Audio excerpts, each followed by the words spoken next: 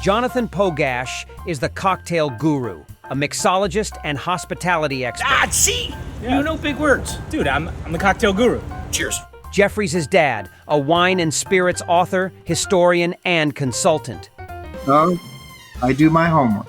With decades of experience, they're always looking for the next big thing. Join this father and son duo for a few laughs as they explore the hottest trends in hospitality with the service industry's leading trailblazers and tastemakers. Welcome to the Cocktail Guru Show. Dad, I really like the cowboy hat there. Well, thanks, John. I've been waiting for an excuse to wear this hat. You know, I've had this for probably 20 years, and it's brand new because I never wear it. Never. Is that the one that you got in? Did you get that in Colorado? Aspen, Colorado, Of at course. the famous hat shop in Aspen. Yeah, it was. Yeah, it's a very impressive hat shop, and they did. You probably got it.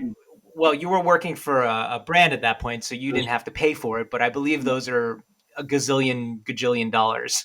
I was working for an importer at the time who shall remain nameless, although I loved the company dearly.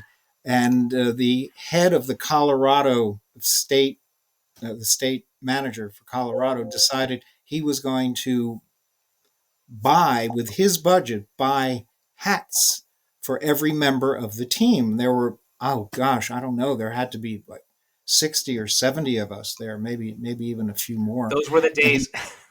And he said, he sent a message and said, just go to the hat shop, you know, have your head measured, have them put a brand on the hat with your initials, and it's on me.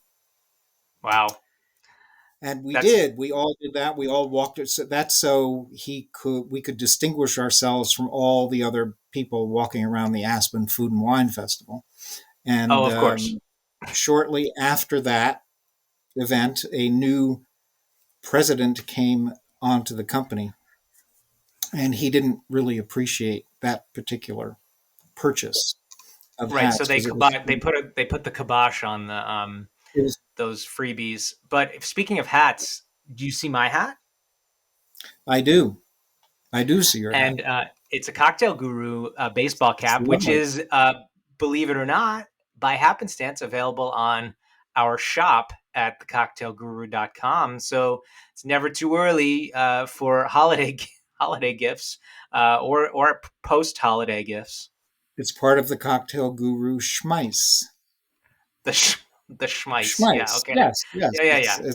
That's Yiddish. Is that Yiddish for like like novelty items or but schweiss?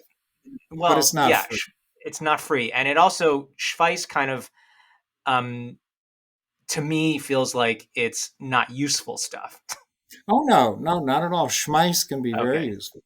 So, but the reason I'm wearing my hat today is because we all have a little wanderlust in us, do we not? We all have a little gypsy, hint, little gypsy in us. Yes. And that sense of adventure, that sense of spirit, the sense of exploration is something that I love and cherish. And that's why I'm thrilled that we're having this particular episode today featuring Whiskey Gypsy. Very exciting. Hello, we have our special guests, Raj and Ari. Hey. Two very special guests, including Raj, who is the co-founder of this entire company and whiskey making endeavor, and Ari, who is the whiskey maker for Gypsy Whiskey or Whiskey Gypsy, whichever way you want to call it. And both are distinguished guests, and we're thrilled to have you on board, and we welcome you to the Cocktail Guru Show. Thank you, John. We appreciate it. Thank you for having us. You're really welcome. Excited. This is an incredible project with a fellow that most people out there probably know very well, Eric Church, the country singer, songwriter, incredible guy. I've been listening to his music for a very long time and love him.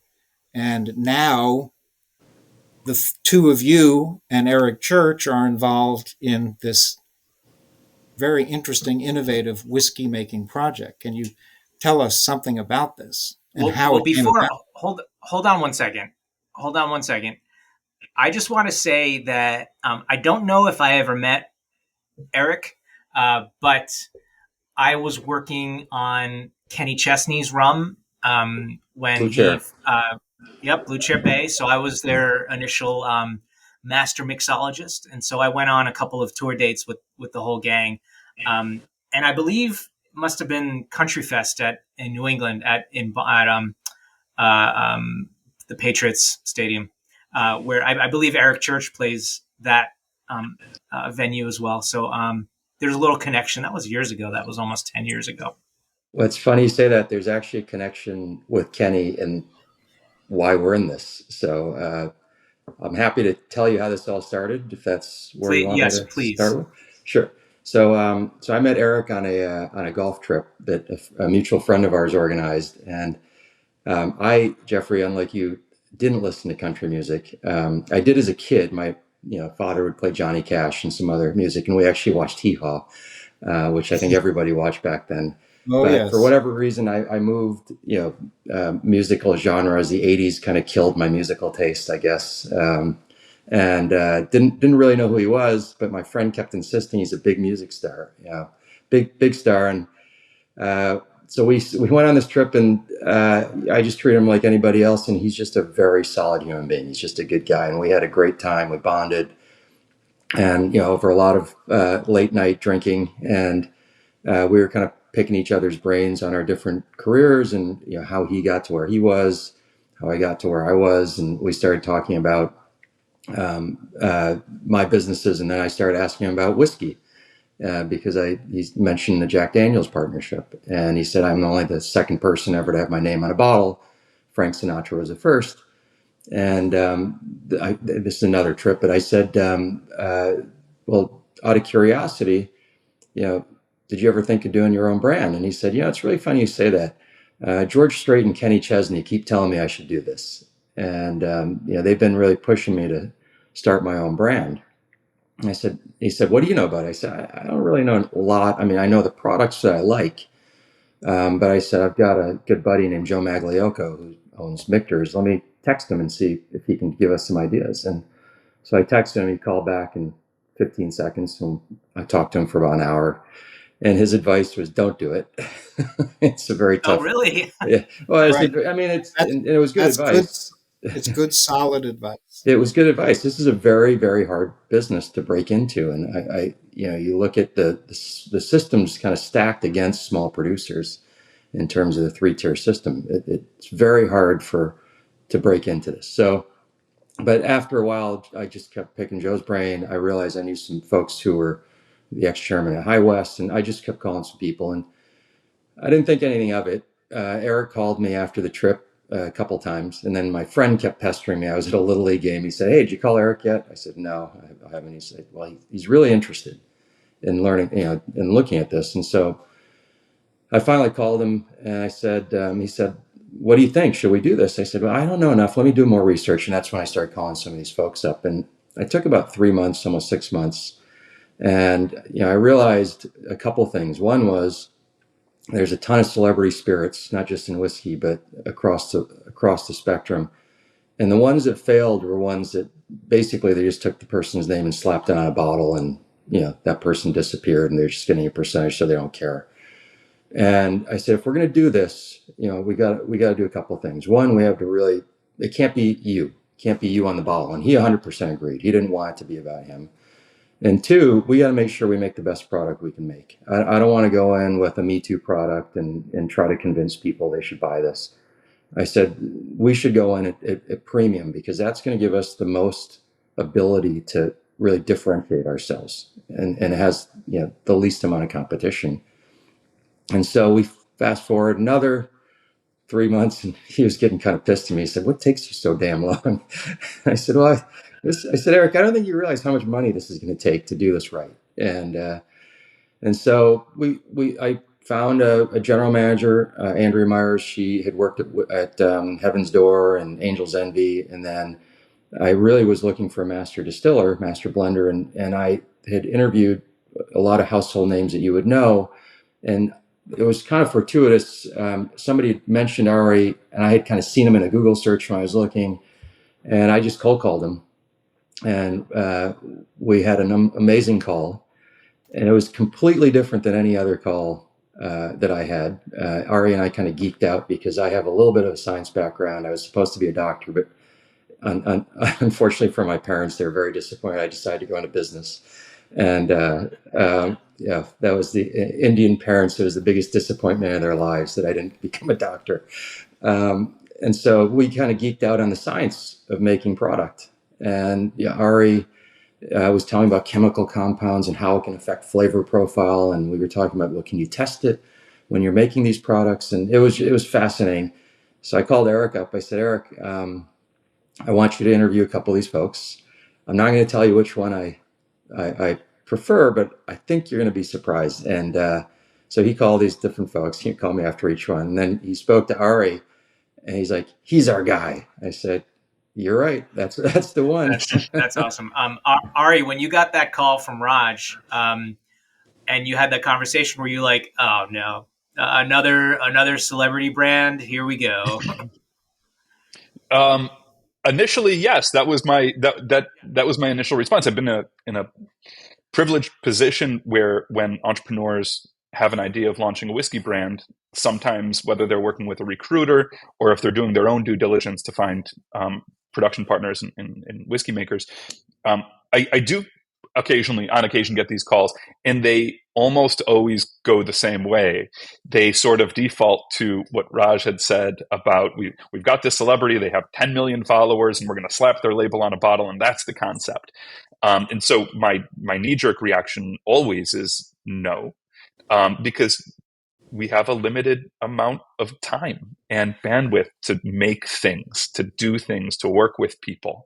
I'm very much of the opinion that who we choose to work with in our lives and what we choose to do with our labor is in effect a sacred decision of how we choose to spend our lives. And initially in our conversations with the conversations with Raj and I, and later on with Eric and I, it was very clear that the two of these gentlemen have a different approach to entrepreneurship, to business, to whiskey making than just about anyone else in the industry. And that is what attracted me. And like I said, usually it's a knee-jerk, no thank you, celebrity brands are not particularly interesting. But their idea was not to come out with a celebrity brand at all. It was to highlight creativity and craft and science and to find the intersection of all of these things. So like Raj said, the initial conversations with him, they had a lot of energy. There was a lot of overlap. We talked about wine. We talked about science. And then Eric is a creative mastermind sort of in general, obviously with music and composition and performance, but also with entrepreneurship and business. So the vibe was correct from the very beginning. And how did that sort of entrepreneurial spirit between the two of you plus Eric kind of bring this into fruition? Raj, after those conversations with Ari, and then Eric said, yeah, Ari's our guy. What were the next steps at that point? Coming up with the concept. And it took a while. I don't know, Ari, was about 1.5 2 years before we actually launched, from the time we started to the time we finished. We went through a lot of iterations, some pretty crazy ones. If I told you, you would laugh on some of the things, and they were science-based, but we had like flavored stuff.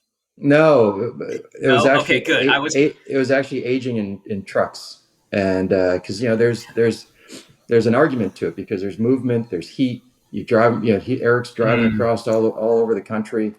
Little diesel penetration. Yeah, yeah, we worked on that too, but yeah, there's this whole concept of different climates, and obviously how whiskey gets its flavor and its color is through heat cycling, and what's a better way to have variety and heat than going across the country in different venues. And but anyway, that was one of our many iterations, and what we really can't, I can't remember. I think I was asking Ari about how, why do they put all these grains in the barrel day one and age them at the same time?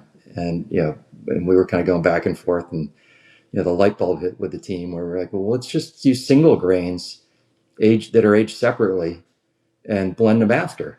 And then we started going out and buying. Ari has great connections in the whiskey world, and we just started buying a ton of inventory. And again, we're Eric and I are blessed to have the pocketbooks to do this, where a lot of small brands I don't think do. So we were able to go out and just find things that we really liked and just buy it and keep it. So we have a massive library of inventory. So we came up with that concept, and I'll let Ari take it from there in terms of how he put it together, because he really created a winner on that one. Yeah, this actually, one of the reasons I was so excited that we're talking with the both of you is because Whiskey Gypsy, particularly the Legacy, the international cross-category blended series that we have. You have an Alchemist bottle with you.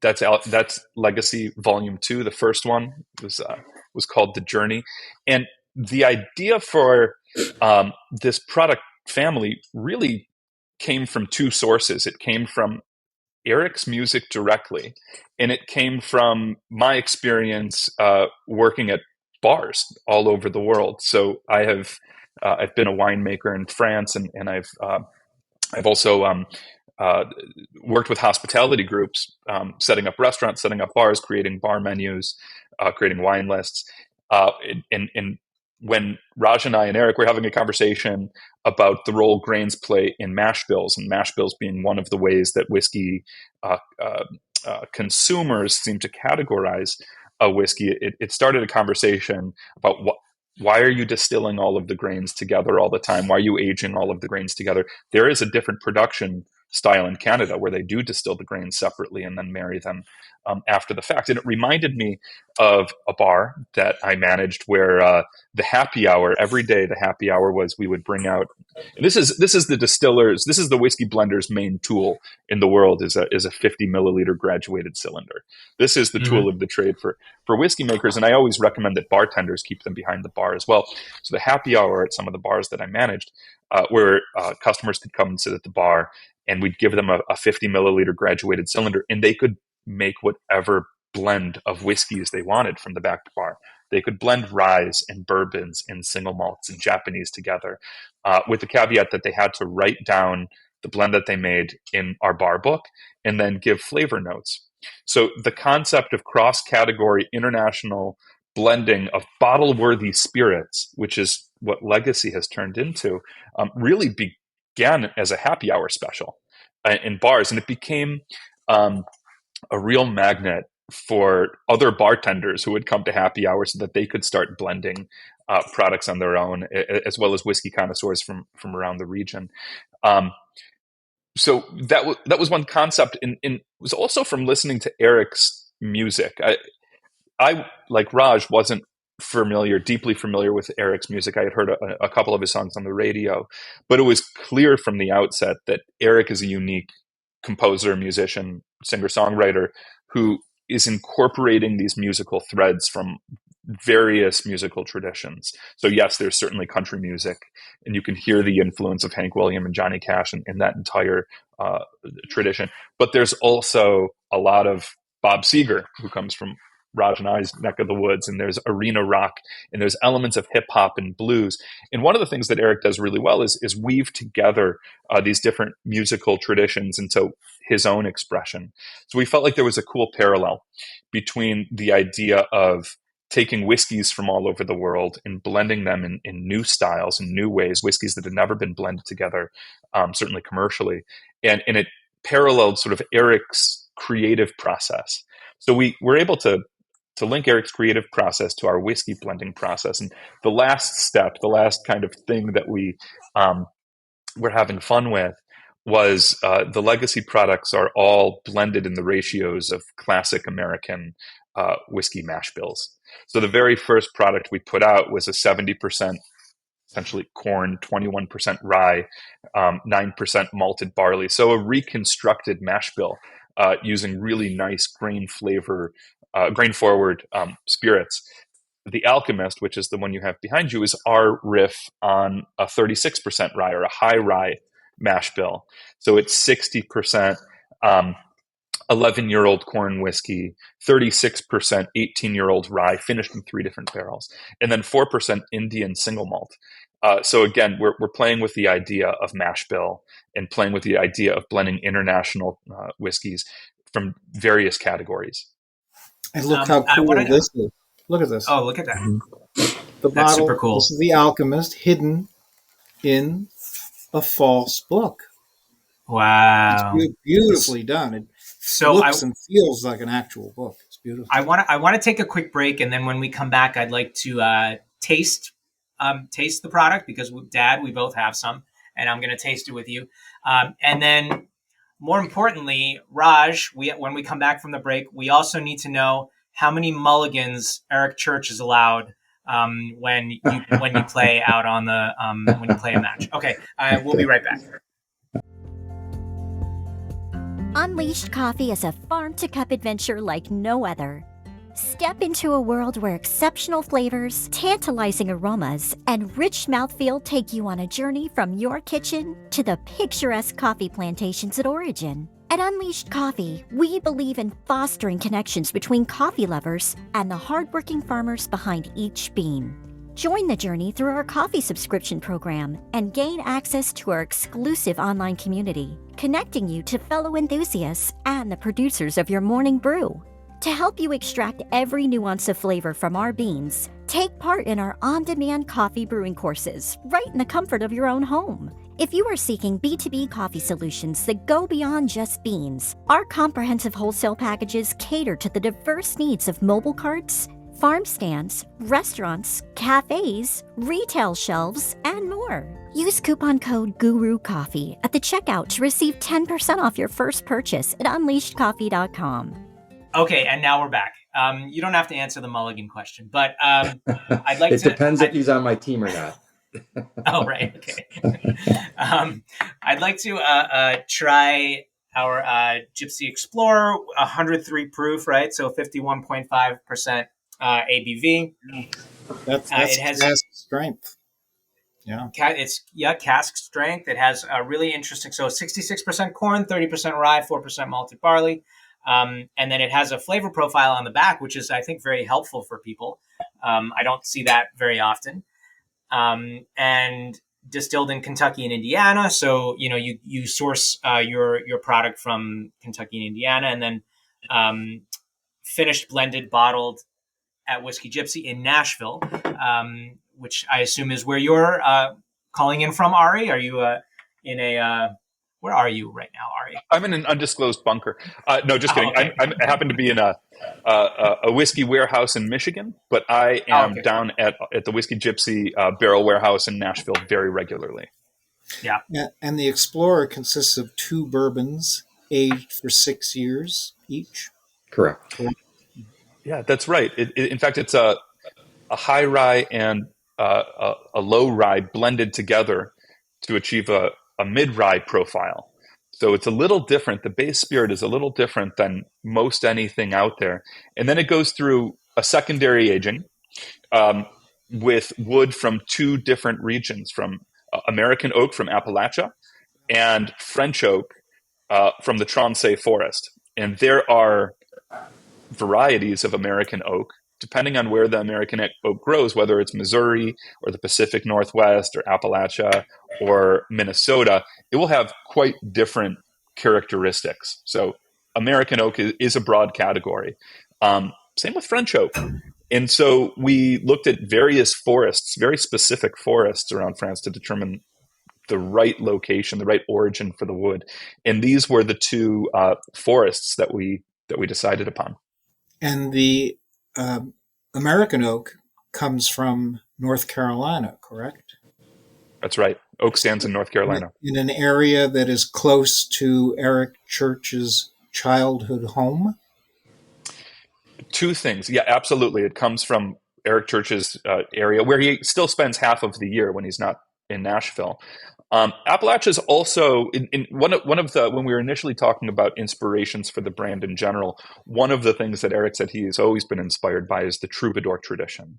The idea of it goes back hundreds and hundreds of years of essentially a new form of poetic expression which are poets who travel around and compose songs of love and their own life. And the country music tradition and the rock and roll tradition come out of the troubadour tradition. And so for Explorer, which is a series, we have multiple releases within the series, we start with a foundation of fully mature American whiskey. And then our take on wood aging, which is a popular trend that many brands do, but our unique take on it is we become hyper specific about where the woods come from and why we chose woods from those areas. And it always begins with quality. So we're selecting the finest woods to influence the character of the whiskey. But for the first Explorer, we also wanted to honor the troubadour tradition. And so we chose 2 locations that not only have world-class wood, but also tie into the troubadour tradition. So the troubadours initially began hundreds and hundreds of years ago in France, in the Trançais forest, which, if you're a wine person these days, you know the Trançais forest produces the oak barrels for Bordeaux. And to stand up to liquid, to wine of that depth and character, you need oak from a place like the Trançais forest. So we wanted to make sure that we incorporated some of this historic wood that ties back to the origins of the troubadour tradition, but also incorporate wood from the cradle of the troubadour tradition in the United States, which is Appalachia.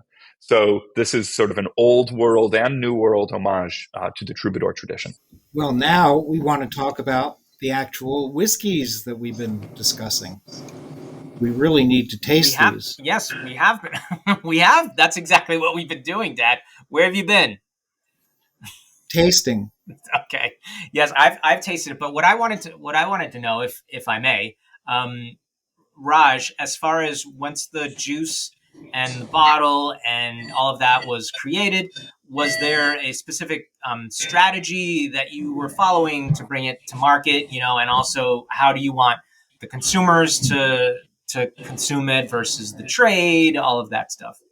So I'll talk about the tiers of the business and the products, and that's really how I think about it in terms of for the consumer. But we started obviously with Legacy, which was a premium, ultra premium price point, 200. We thought launching Explorer would be a nice way to get more people into the brand, and that's in the 60s. And we have another product coming out in February, I believe, maybe March, which will be even more approachable. They'll be in the 40s. And to me, that's a great way to get a lot of different people into the brand that might not be able to afford the more expensive ones. So that comes out in March, you said, right? Yeah, so we're trying to decide the exact launch, but somewhere around March. That would be good. I'm just thinking from a bar perspective, that as far as the cost goes, and for cocktails, that's definitely more approachable. Yeah, that's right. It was.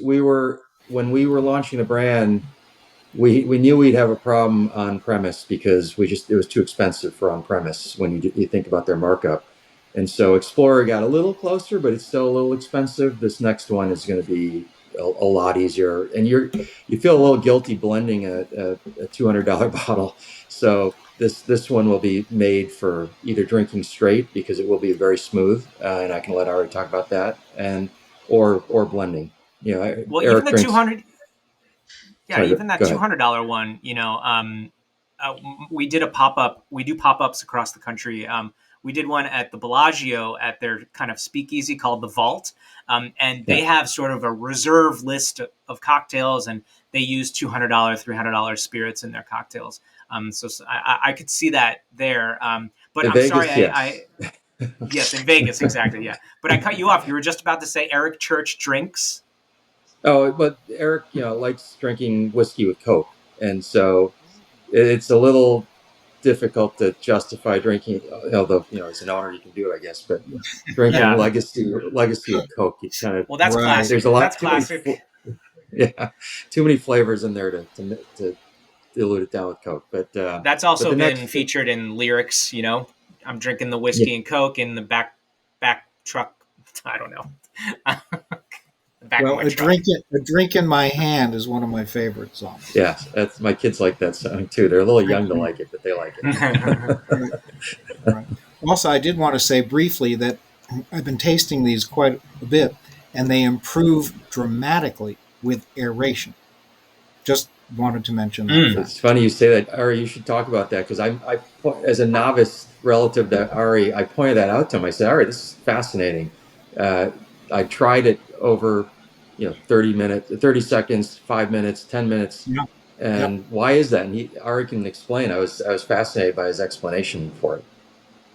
Yeah, these are complex whiskeys, especially Legacy with the 3 different 10-plus-year-old components. Benefits from aeration in the same way that a wine that may have been in a bottle for 10 years or more also benefits from aeration. There's chemical changes that happen when oxygen is introduced into this liquid, especially when there's as many different compounds floating around like in this blend. So not only does it change over time as air essentially creates chemical reactions, but if you add even a little bit of water and change the ethanol water ratio, compounds and aromas will come out of solution, or ice will do the same thing. So these are really all of the products that we make, whether it's because of the secondary wood aging or because the complexity of the spirits and the blend, evolve in the glass. It's a story that sort of opens up in the glass. So we encourage you to sit with it, spin around, let the air get in there, see how it affects the aroma. Add a little bit of ice, or a little bit of water, and these spirits, like all complex spirits, evolve in the glass, and you'll have a different experience between your first sip and your last sip. And Dad, I'm just noticing the glass that you're using to taste, and then the glass that I have. So I have a Glencairn glass, and you have what kind of glass? I'm using, actually, both of them are cognac tasting glasses, because I love them. I love the shapes, and I think they really highlight spirits very nicely, whether it's cognac or whiskey or rum. Very good. And I'll tell you, the Explorer is really coming into its own and becoming much smoother and more delicate than it was just even a few minutes ago. Yes, I'm getting some berry notes that I didn't have before. Like that, I guess that dry. Yeah, the Explorer is quite. Yeah, the dry fruit comes through, and the Explorer is pretty smooth for an 103 proof spirit. One of the reasons is that's a choice that we made in the production process, which is when we're allowing the spirits to marry to meld in a tank. Most distilleries will close the tank to keep everything inside. We actually crack the top of the tank and we allow some of the more volatile compounds, which are the compounds that tend to burn the nostril. Those more volatile compounds, we let the spirits marry for at least 72 hours. That will blow off some of those more volatile compounds and creates a smoother spirit. It takes longer. It takes a little bit more babysitting than your traditional harvest a barrel, bottle a barrel. It's an added step in the process, but we think it yields a better product. And normally I wouldn't expect a 6-year-old bourbon to be as smooth as this one. Really, really good. Really. It's really delicious. And, we always wish that we had more time to chat with you guys and our guests in general, but our time has come to a close. But I do want to say that Raj, my dad, and I are available to play a foursome with you and Eric anytime. Anytime. Are you golfers? A little bit. I need 100 mulligans. Okay. About 100. And a bunch of boxes of balls. 18, and a lot of balls. We have plenty of whiskey gypsy balls. And whiskey, we'd love to. And we're also available to kind of, just go on tour with Eric and the whiskey, personal mixologists. But I'll fit right in with my hat. You will fit right in. Well, thank you so much. Best of luck with the product. And at some point we'd love to hang out in person and do some more stuff together. So thanks so much. That'd be great. We'd appreciate it. Thank you very much. Thank you for the time. Raj and Ari, Thanks for having you us. so much. It was wonderful meeting you both and discussing gypsy whiskey with you. Thank you. Ditto. Thank you. The Cocktail Guru presents Cocktail Commentary with Jeffrey Pogash. Sit back and enjoy the story of the flowing bowl. Hello, my friends. And welcome back to Cocktail Commentary. I know it's hard to imagine what life was like before we had cocktails, but my friends, there was such a moment in time. And what a fun and glorious moment it must have been, really. In fact, it was a simpler life, less complicated, and in some ways, more satisfying. There were fewer choices. Today, when you go to a bar, you have to wade knee-deep in this martini or that martini or the teeny-weeny martini. You know what I mean. Some of you already know that Jerry Thomas, aka Professor Jeremiah Thomas, is the one who first codified the cocktail in his 1862 book, How to Mix Drinks or the Bon Vivant's Companion. This is the cocktail lover's Bible, since it's the first time that cocktail recipes were published in book form. We know that there were most likely cocktail recipes written on scraps of paper, but not available in a book for the world to see until renowned bartender Jerry Thomas came along. So exactly what type of book with drink recipes was available before 1862? People drank, right? Yeah, they did. They had to get their recipes from somewhere. Interestingly, a woman, that's right, I said a woman, by the name of Mrs. Isabella Beeton, published a world-famous groundbreaking work called Mrs. Beeton's Book of Household Management in 1861, a year before Jerry Thomas's book, in which she did include a few recipes for spirit-based beverages, along with non-alcoholic drinks. But the word cocktail is nowhere to be found, of course. We have to go back to 1827 to find a book devoted entirely to mixed drink recipes. Its title is Oxford Nightcaps, and yes, it was published for Oxford University. The subtitle is, quote, being a collection of receipts used for making beverages in the university. These are recipes used when dignitaries, such as members of the clergy, would come to pay a visit to the university. Fittingly enough, the first recipe in the book is called Bishop, which is a hot spiced wine. But it appears that the students at Oxford enjoyed their nightcaps as well and were quite discriminating in their drinking habits. It is to be presumed that some of these recipes came from the students themselves. The beverage that dominates the book is one that permeated British society at that time. Punch. That's right, before there were cocktails, there was punch. It just so happens that the first written reference to punch was in 1632. That's how far back it goes, more than 200 years before the word cocktail entered our vocabulary. Punch at this time was a highfalutin drink. Yeah, it was considered fancy and ceremonial. Punch making was a ritual among upper-class British gents. I'm not talking about the punch from my youth, made with Yago, sangria, Kool-Aid, and a hefty dose of ginger ale. Nope, not that kind. The punch drinks found in Oxford nightcaps are proper punches. They were made with the finest ingredients, the best rum or the best brandy, probably from the Cognac region of France rather than generic brandy. For centuries, English gentlemen bonded over the flowing bowl, as it was known, and passed down the art of punch making from one generation to the next. So what exactly was this phenomenon known as punch? Allow me to quote a little ditty from the aforementioned Oxford nightcaps. Whene'er a bowl of punch we make, four striking opposites we take, the strong, the small, the sharp, the sweet, together mixed most kindly meet. And when they happily unite, the bowl is pregnant with delight. I bet you didn't think that you'd be learning about pregnant bowls in this episode, but here we have it, a punch bowl that is so full of deliciousness that it squeals with delight, making all who partake of it very happy indeed. The word punch most likely derives from the Hindu word for the number 5, panch, or the Persian word punj. Why the number 5? Simple. It takes 5 ingredients to make a proper punch. Brandy or rum were the usual spirits, along with citrus juice, lemons or oranges, sugar, water, and a spice. Since India or possibly Pakistan appears to be the birthplace of punch, it is highly probable that tea was the required spice. And voila, we have the 5 essential components of a punch. In the American colonies, punch was a very popular drink, and it flowed liberally.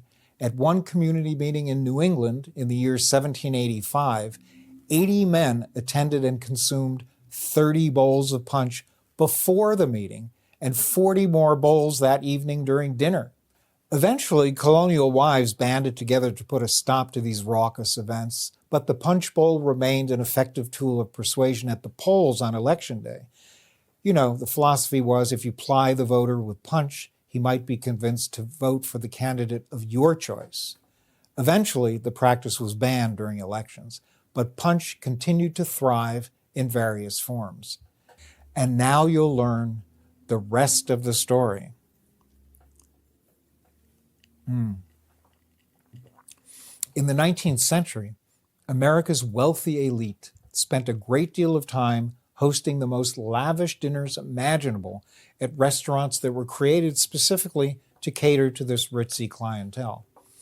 The Astors, the Rockefellers, the Vanderbilts, J.P. Morgan, and the Carnegies, just to name a few, flocked to the palaces of gastronomy like Delmonico's, the Waldorf Astoria, and Sherry's, where great food was served and guests were often treated to performances that would rival the spectacular and glitzy Las Vegas floor shows of today. You don't believe me? Punch was served at all of these events, mostly a frozen Roman punch topped with a dollop of meringue, served as individual cocktails during the intermezzo, a palate cleanser between courses. In the Gilded Age of 1896, the infamous Seeley Brothers dinner was held in a very private room at Sherry's restaurant, owned by Louis Sherry, whose name became synonymous with fancy ice cream when I was growing up.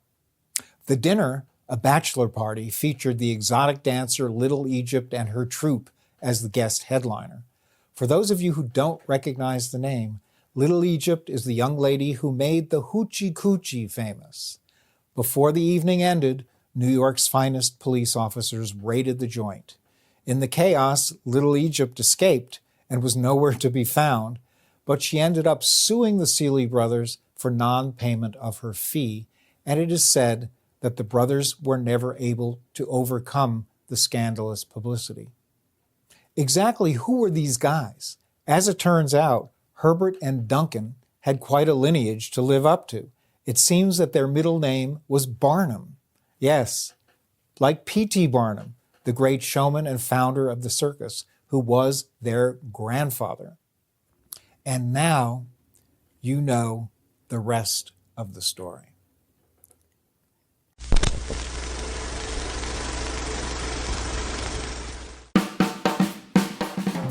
That's a wrap. If you enjoy what we do, please rate, review, and subscribe to the show and our newsletter. To watch or listen to today's episode or to see the show notes, visit thecocktailgurushow.com. You can also follow us on Facebook, YouTube, X, Instagram, or TikTok. The Cocktail Guru Show is produced by First Reel Entertainment and is available via YouTube, Spotify, Zencaster, Apple, Amazon, EatsDrinksTV.com, Galaxy Global on Comcast, and wherever you enjoy your favorite shows.